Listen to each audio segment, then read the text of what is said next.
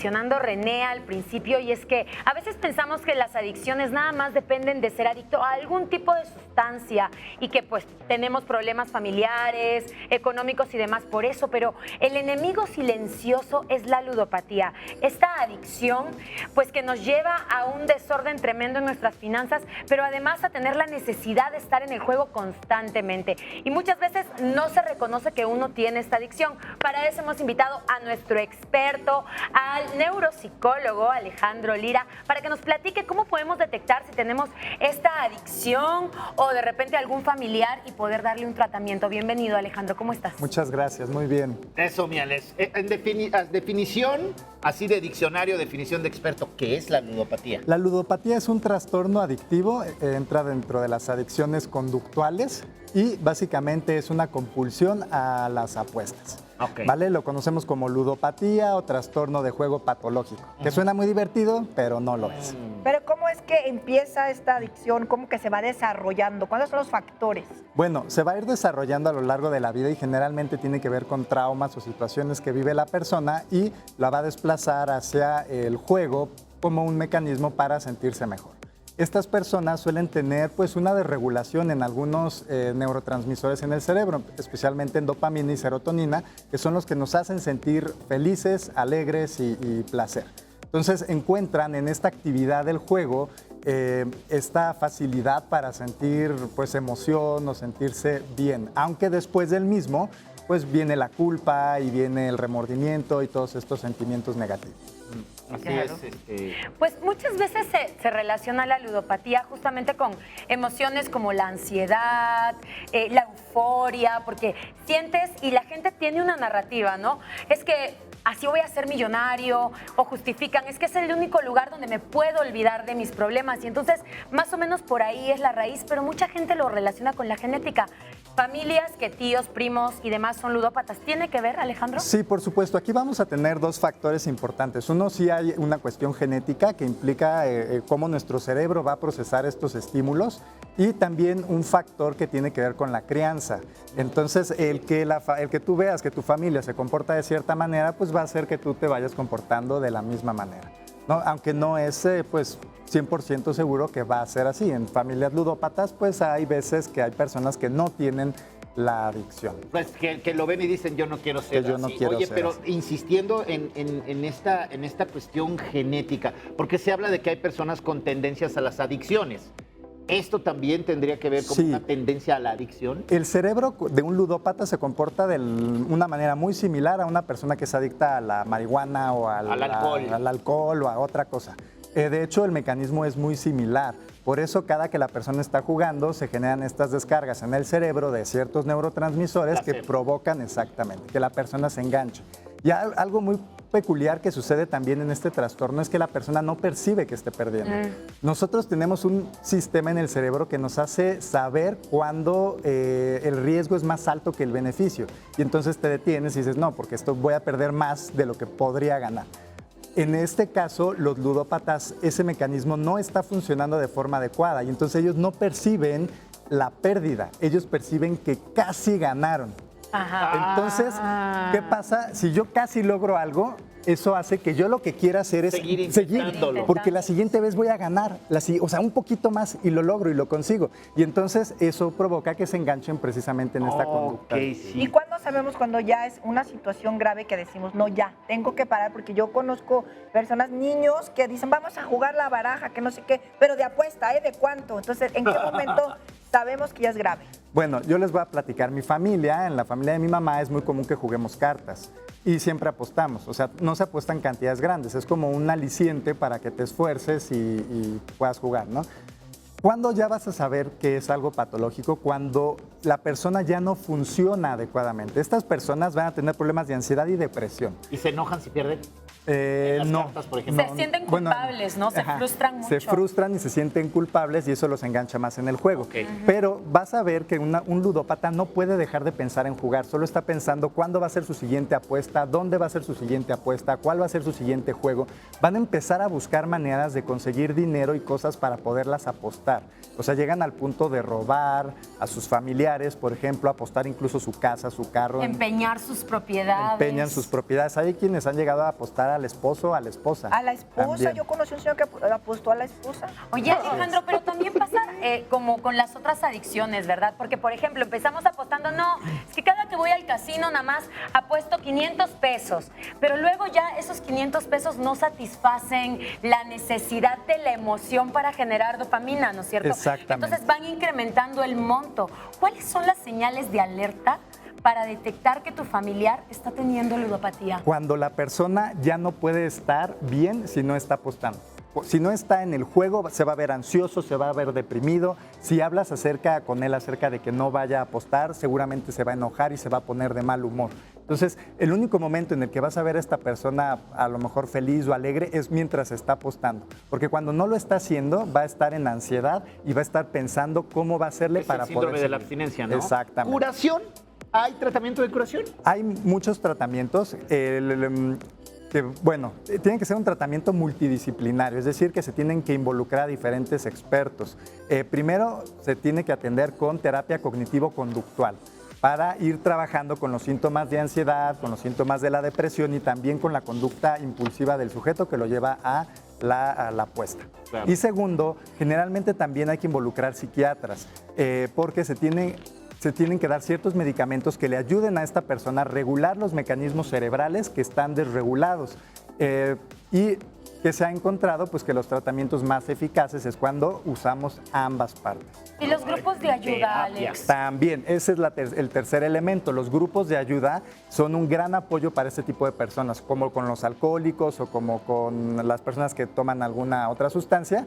Hay grupos de ayuda para personas ludópatas y esta situación en la cual ellos ven que no son únicos y que hay otras personas que están sufriendo lo mismo que ellos, les ayuda bastante a salir de la situación y a disminuir tanto su ansiedad como su depresión. Y hay diferentes tipos de adicciones, ¿verdad? Porque no nada más es la del juego. Porque yo he escuchado personas que dicen, oye, va a ganar las Chivas contra... ¿A cuánto apostamos? Eso también es un tipo de adicción. Eso, por ejemplo, es una adicción al juego, porque la adicción al juego sería como apostar.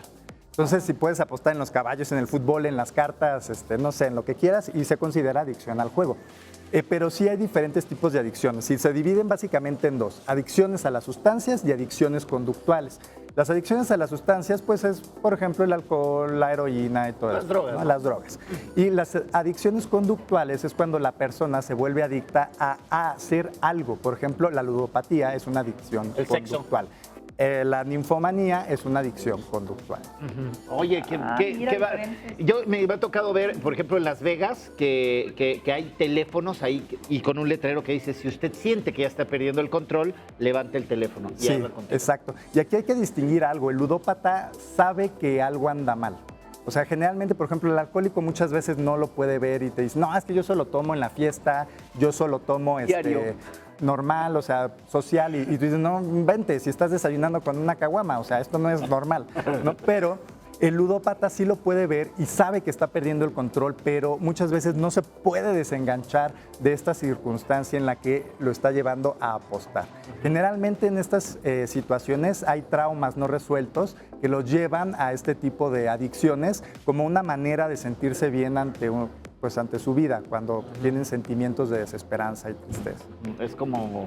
Es como sustituir de repente ese vacío que tiene, ¿no? Emocional. Correcto, por eso hay gente que luego es dependiente de otras personas y ahora sería dependiente al juego. Al juego, exactamente. Entonces tenemos este vacío emocional por diferentes circunstancias o por algún trauma no resuelto que a lo mejor nos hizo caer en una depresión o en problemas de ansiedad, y la manera en la que la persona puede regresar a esa situación de placer y gusto por vivir es mediante estas adicciones. Por ejemplo, la adicción al juego, adicción al sexo. Pero ¿qué sucede con este tipo de adicciones?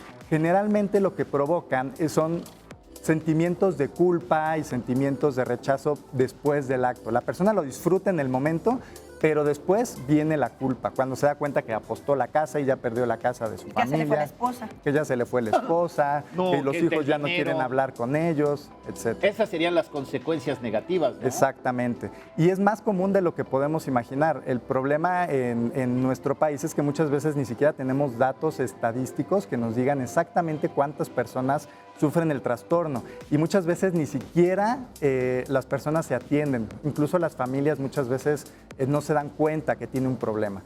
Pero ¿Cómo vas a ver? Por ejemplo, la persona está constantemente pidiendo dinero prestado a sus familiares, empieza a pedir préstamos bancarios o préstamos a estas personas que son gota a gota, dices, ¿no? o empiezan a robar dinero o pertenencias. O sea, generalmente este tipo de conducta nos va a indicar que la persona está teniendo un comportamiento adictivo y que no lo puede detener.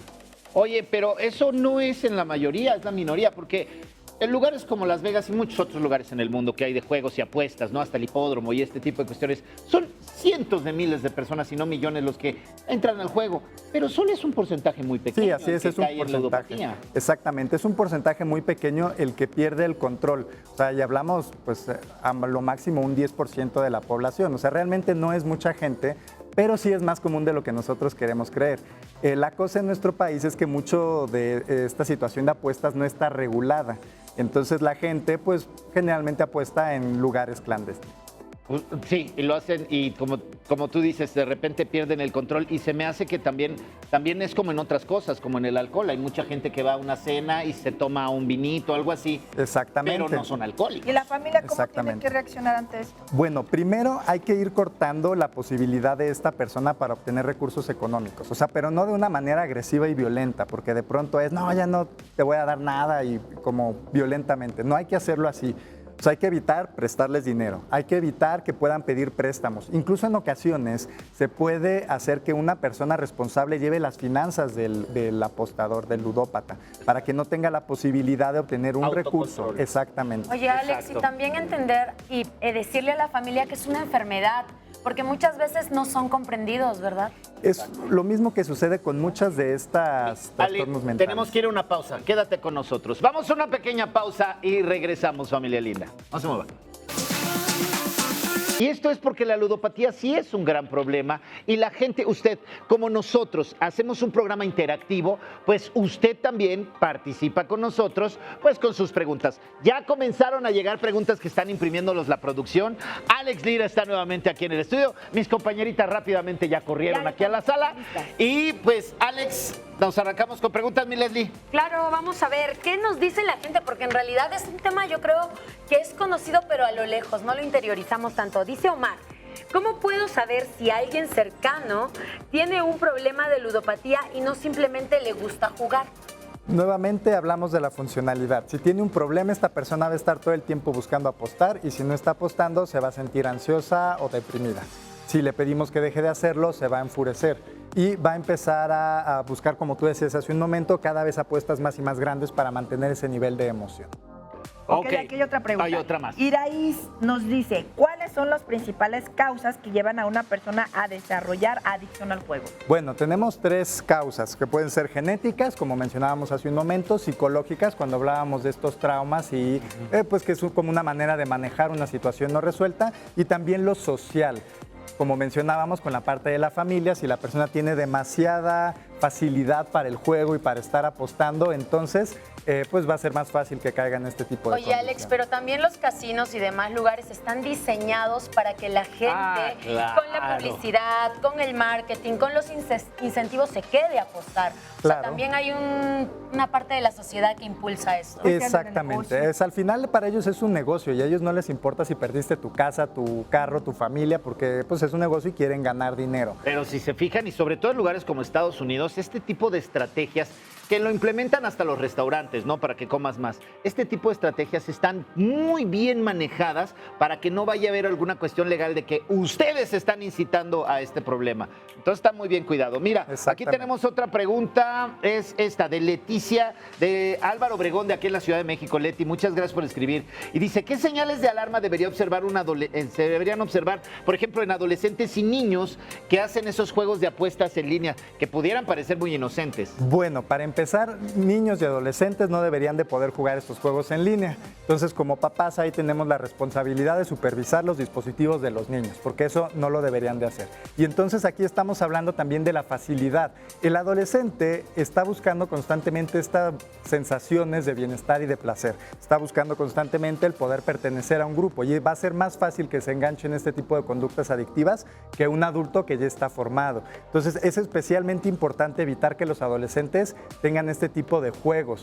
Yo, por ejemplo, les decía, en mi familia se hace. Desde chiquitos, yo a los 8 o 9 años ya aprendí a jugar cartas. Mi hijo a los 12 años también lo sabe hacer, pero no es algo que hagamos todo el tiempo. Ni apuestan. No apostamos exactamente. Entonces, es una manera de irles enseñando a regularse en esta situación. Una de las características del trastorno también va a ser una falla en el control de impulsos.